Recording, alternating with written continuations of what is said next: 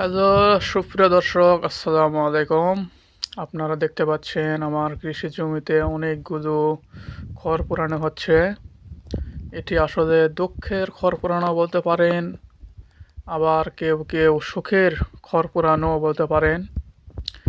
তো এটা আমার কাছে দুঃখেরও আবার সুখেরও, কারণ এগুলো ধান এক কাটা করার পর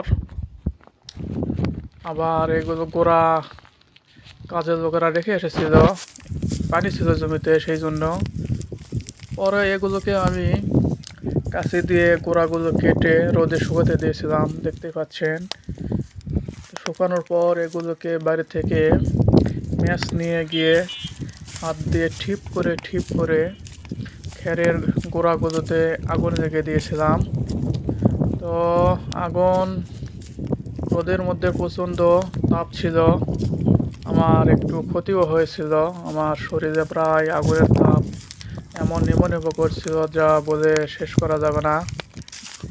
আগুনের তাপ লাগার মুহূর্তে মনে হয়েছিল জাহান্নাম মনে হয় খুব নিকটে। ওই দেখতে পাচ্ছেন আমার হাতে পশমগুলো সব পুড়ে গিয়েছে।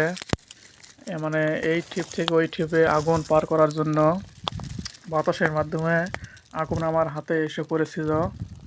এই যে দেখতে পাচ্ছেন ম্যাচ দিয়ে জ্বালাচ্ছি, বাতাস হচ্ছিল, বাতাসে তেমন জ্বলছে না, একটু কাঁচাও ছিল। পোড়াতে পোড়াতে ম্যাচের গ্যাসও প্রায় শেষ হওয়ার দিকে। দেখতে পাচ্ছেন আগুন লাগানোর প্রাকৃতিক দৃশ্য। এটা প্রাকৃতিক দৃশ্য না, এটা হচ্ছে বৈবাহিক দৃশ্য। দেখতে পাচ্ছেন যে কিভাবে আগুন লাগানো হলো ম্যাচ দিয়ে। তো এখানে আগুন লাগানোর একটা বিশেষ ব্যাপারও আছে, খুবই সতর্কভাবে আগুন লাগাতে হয়।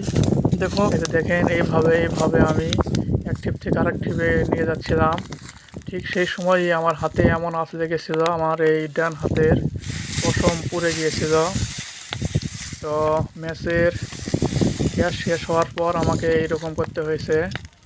প্রচুর, ওই যে দেখেন এমনভাবে আগুন জ্বলছিল, ওটা আমি পার করতে পারিনি। ওই ঠিপে আবার এই যে দেখেন আমার হাতে আগুন লেগে এই যে পশমগুলো পুড়ে গিয়েছিল। খুবই কষ্ট হচ্ছিল, যে জাহান্নাম মনে হয় কাছে চলে আসলো।